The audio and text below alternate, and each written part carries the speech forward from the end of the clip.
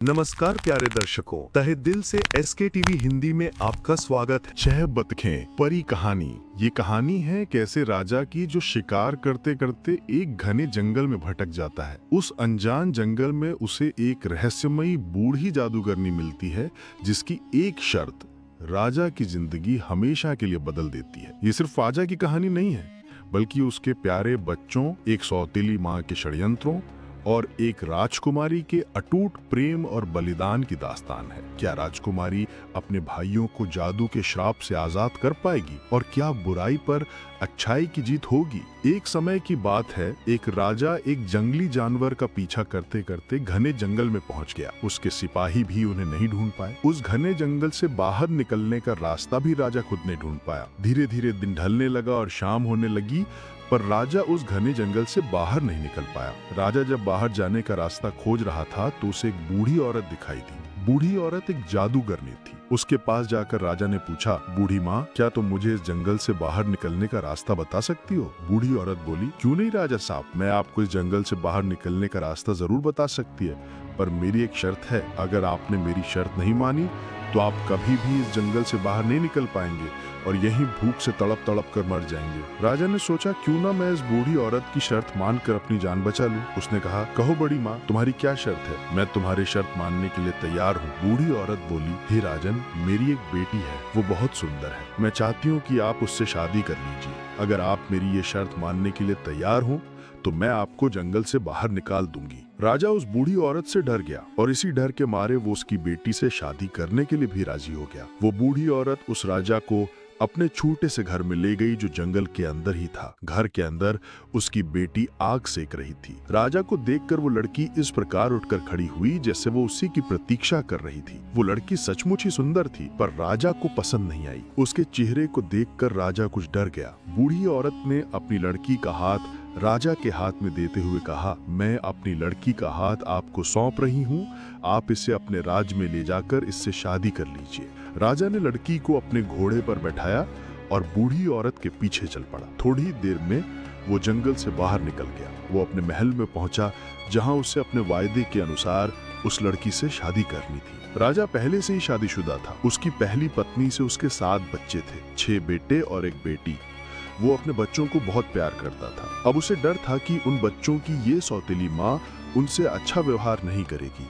ऐसा राजा को उस लड़की का चेहरा देखकर लग रहा था। राजा अपने बच्चों को अपनी नई रानी से दूर ही रखना चाहता था, क्योंकि वो नहीं चाहता था कि सौतेली माँ उसके प्यारे बच्चों को कोई दुख पहुंचाए। इसीलिए वो अपने 7 बच्चों को अपने महल से बहुत दूर सुनसान जगह पर बने महल में ले गया। उसके चारों तरफ इतने सारे पेड़ थे कि वो महल बिल्कुल ही नजर नहीं आता था। घने पेड़ों के बीच से गुजरकर जो रास्ता उस महल की ओर जाता था, उसे कोई साधारण आदमी नहीं ढूंढ सकता था। राजा अपने बच्चों को अपने से दूर नहीं रखना चाहता था, पर नई रानी के कारण ऐसा करना पड़ा। वो प्रायः चुपचाप अपने बच्चों से मिलने चला जाता था। जब राजा नई रानी को बिना बताए अचानक ही कई दिनों तक गायब हो जाता था, तो रानी की भी जिज्ञासा होने लगी कि राजा आखिर चुपचाप जाता कहाँ है। इस बात को जानने के लिए नई रानी ने अपने नौकर को खूब धन देकर इस बात का पता लगाने के लिए कहा। एक बार जब राजा चुपचाप अपने बच्चों से मिलने के लिए दूसरे महल की ओर घोड़े पर सवार होकर जा रहा था, तब नई रानी के नौकर ने उसका पीछा किया और 7 बच्चों के उस महल में रहने की बात उसने अपनी मालकिन को बताई। ये बात जानकर उस नई रानी को बहुत गुस्सा आया। उसे महसूस हुआ कि राजा उससे नहीं बल्कि अपने बच्चों से प्यार करता है। अब उसने उन बच्चों से पीछा छुड़ाने की तरकीबें सोचनी शुरू कर दी। उसने अपनी माँ से सीखे हुए जादू से उन बच्चों के लिए जादू भरी सिल्क की 6 कमीजें बनाई। जब राजा किसी काम से अपने राज्य से बाहर गया तो वो उन 6 कमीजों को लेकर अपने नौकर के साथ उस सुनसान महल में पहुंची। बच्चों ने जब घोड़ों की टापों की आवाज सुनी तो सोचा कि उनका पिता उनसे मिलने आ रहा है। वे खुशी से उछलते कूदते बाहर आए। तभी नई रानी ने उन 6 लड़कों के ऊपर अपनी जादू वाली कमीजें डाल दी। वे सारे बच्चे बतखों में बदल गए और कुछ ही देर में जंगल की ओर उड़ गए। रानी अपने नौकर के साथ खुशी खुशी महल वापस चली आई। अब वो अपने सौतेले बच्चों से छुटकारा पा चुकी थी, पर नई रानी को राजा की लड़की के बारे में पता नहीं चला था, क्योंकि वो लड़की बाहर नहीं आई थी। 2-3 दिन के बाद जब राजा अपने राज्य वापस आ रहा था तो पहले वो अपने बच्चों से मिलने दूसरे महल गया। उसे ये देखकर बड़ी हैरानी हुई कि उसके घोड़े की टापों को सुनकर उसका कोई भी बच्चा उसे मिलने के लिए बाहर नहीं आया। जब वो घोड़े से उतरकर अपने बच्चों से मिलने महल में पहुंचा तो उसे केवल बेटी ही दिखाई दी। उसने बेटी से उसके सब भाइयों के बारे में पूछा तो वो बोली, पता नहीं पिताजी, मेरे सब भाई मुझे यहाँ अकेली छोड़कर ना जाने कहाँ चले गए। फिर उसने पिता को सारी कहानी सुना दी जो उसने अपनी खिड़की से देखी थी। इसके बाद उसने महल के बाहर बतखों के पंख भी राजा को दिखाए जो बतखें उड़ने से गिरे थे। राजा को अपनी बेटी से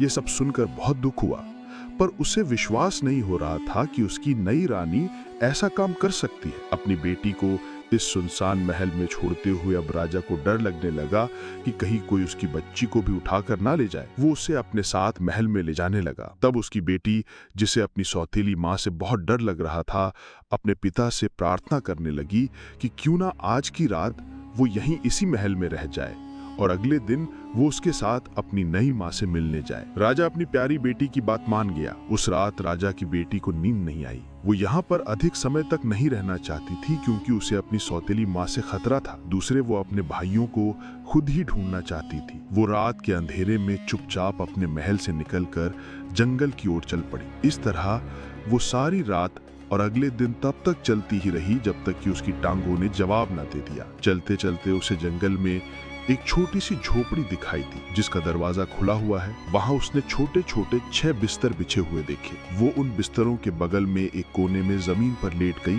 उसने यहीं पर झोपड़ी में रात गुजारने का निश्चय किया। पर जैसे ही सूरज अस्त हुआ और धीरे धीरे अंधेरा बढ़ने लगा, उसे झोपड़ी के बाहर कुछ सरसर की आवाजें सुनाई देने लगी। उसने देखा कि 6 बतख खिड़की से अंदर आ गए। उन्हें देखकर राजकुमारी को लगने लगा कि कहीं ये उसके भाई तो नहीं है। उन 6 को ध्यान से देखने के लिए जब राजकुमारी ने अपना सिर ऊपर उठाया तो 6 बतख उसे एकदम पहचान गए। उनमें से सबसे बड़ा भाई आदमी की आवाज में बोला, मेरी बहन, हमारी खुशी बहुत थोड़ी देर की है। इस झोपड़ी में तुम्हारा रहना खतरे से खाली नहीं है क्योंकि यहाँ पर डाकू आकर ठहरते हैं। अगर वे आज यहाँ आ गए तो तुम्हें जिंदा नहीं छोड़ेंगे। बहन बोली, क्या तुम लोग मेरी रक्षा नहीं कर सकते? सारे भाई एक साथ बोले, नहीं, हम इस हालत में तुम्हारी रक्षा नहीं कर सकते।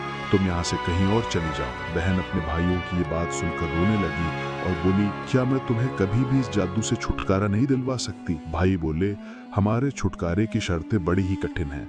तुम्हें 6 साल तक बिल्कुल मौन रहना पड़ेगा। तुम हंस भी नहीं सकती हो और इन 6 सालों में तुम्हें 6 कमीजें बनानी पड़ेंगी जिसमें तुम्हें सितारों की तरह के विशेष फूल टाकने पड़ेंगे। उन फूलों को इकट्ठा करना इतना आसान नहीं है। इन 6 सालों में अगर एक भी शब्द तुम्हारे मुंह से निकला तो सारी मेहनत मिट्टी में मिल जाएगी। इतना सब कुछ बतलाकर सारे भाई चुप हो गए। राजकुमारी ने निश्चय किया कि वो अपने भाइयों को इस जादू से छुटकारा दिलाने के लिए वो सब कुछ करेगी जो उसके भाइयों ने उससे कहा है। थोड़ी देर बाद उसे नींद आ गई। जब सुबह उठी तो 6 बतख वहां पर नहीं थे। राजकुमारी ने सुबह सुबह वो झोपड़ी छोड़ दी और शहर की ओर चल दी। पर रास्ते में उसे फिर एक जंगल से गुजरना पड़ा। चलते चलते अंधेरा होने लगा पर जंगल खत्म नहीं हुआ। अतः उसने वहीं एक पेड़ के खोखले तने में बैठकर रात गुजारी। अगली सुबह होते ही उसे तारों की तरह के कुछ फूल दिखाई दिए। उसने उन विशेष फूलों को इकट्ठा करना शुरू किया।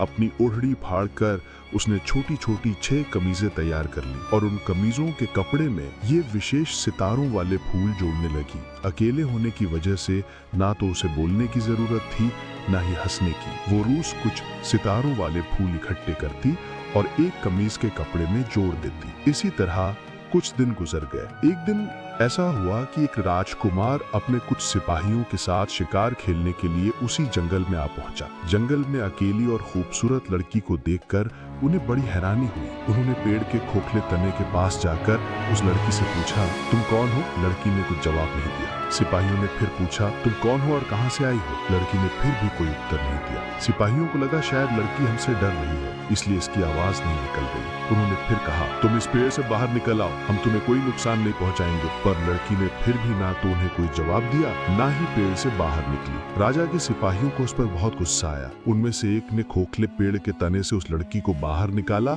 और पकड़कर अपने राजकुमार के पास ले गए। राजकुमार भी इतनी सुंदर लड़की को जंगल में अकेले देखकर बहुत हैरान हो गया। वो लड़की से पूछने लगा, तुम कौन हो? कहां से आई हो? इस पेड़ के तने में बैठी तुम क्या कर रही थी? पर लड़की ने उसके किसी भी उत्तर नहीं दिया। दिया। राजकुमार ने सोचा कि शायद ये लड़की गूंगी है। वो उसकी सुंदरता पर मोहित हो गया और उसे अपने महल में ले गया। महल में पहुंचकर उसने सबसे पहले लड़की के लिए सुंदर सुंदर कपड़े मंगवाए और अपने महल की नौकरानियों को उस लड़की को नहला धुलाकर सुंदर सुंदर वस्त्र तथा कीमती गहने पहनाने का आदेश दिया। शाम को जब वो गूंगी लड़की नहा धोकर और सुंदर कपड़े तथा गहने पहनकर राजकुमार के सामने लाई गई तो वो उसे देखता ही रह गया। वो सचमुच की राजकुमारी लग रही थी। राजकुमार ने भोजन के समय उसे अपनी खाने की मेज पर बुलवाया और अपने साथ खाने के लिए कहा। गूंगी लड़की चुपचाप टेबल पर बैठकर खाना खाने लगी। उसे बड़े ही सभ्य और सुशील ढंग से खाना खाते देखकर राजकुमार उससे बहुत प्रभावित हुआ। अपनी रानी माँ के विरोध के बावजूद राजकुमार ने उस गूंगी लड़की से विवाह कर लिया। रानी के गुस्से की सीमा नहीं रही। वो तो अपने बेटे की शादी किसी बड़े राजा की राजकुमारी से करना चाहती थी। उसने गवार, भिखारी और गूंगी लड़की से विवाह करके उसकी सारी आशाओं पर पानी फेर दिया। रानी माँ अब ऐसे मौके की तलाश में रहती जिससे उसे इस राजमहल से बाहर निकाला जाए। राजकुमार उस लड़की को बहुत प्यार करता था, इसलिए उसके सामने लड़की को कुछ कहना संभव नहीं था। 1 साल से कुछ ज्यादा समय बीत गया। उस लड़की ने एक बेटे को जन्म दिया। रानी माँ ने अपनी नौकरानी से उस बच्चे को मरवा दिया और उस लड़की के हाथ और मुंह पर खून लगवा दिया ताकि देखने पर ऐसा लगे कि वो खुद ही उस बच्चे को खा गई है। रानी माँ चुपके से राजकुमार के पास पहुंची और बोली, तेरी पत्नी आदमखोर है, वो अपने बच्चे को ही खा गई। राजकुमार को अपनी माँ की बात पर विश्वास नहीं हुआ, क्योंकि इतनी सीधी साधी और गूंगी लड़की अपने बच्चे को कैसे खा सकती है। एक माँ अपने बच्चे को कभी नहीं खा सकती, चाहे वो कितनी भी भयानक क्यों ना हो। उसे अपनी माँ की बात सुनकर बहुत दुख हुआ, पर उसने अपनी पत्नी से कुछ नहीं कहा। इधर बच्चे के जन्म के बाद भी वो लड़की बिल्कुल चुप रहती, न हंसती न बोलती, बस 6 कमीजें तैयार करने में लगी रहती। इसी तरह समय बीतता गया और कुछ समय बाद उस गूंगी रानी ने फिर एक बच्चे को जन्म दिया तो रानी माँ ने उसके सोते ही बच्चे को मरवा दिया और उसके मुंह तथा हाथों पर खून लगा दिया और उसकी शिकायत राजकुमार से की तथा उस गूंगी लड़की को घर से निकालने की सलाह दी। पर राजकुमार को अभी भी अपनी माँ की बात पर विश्वास नहीं हुआ। वो सोचने लगा, काश उसकी पत्नी गूंगी ना होती तो अपने बचाव में कुछ तो बोलती। अब वो उसे कैसे बचाए, सच्चाई का पता कैसे लगाए। इस बार भी उसने अपनी पत्नी को कोई दंड नहीं दिया,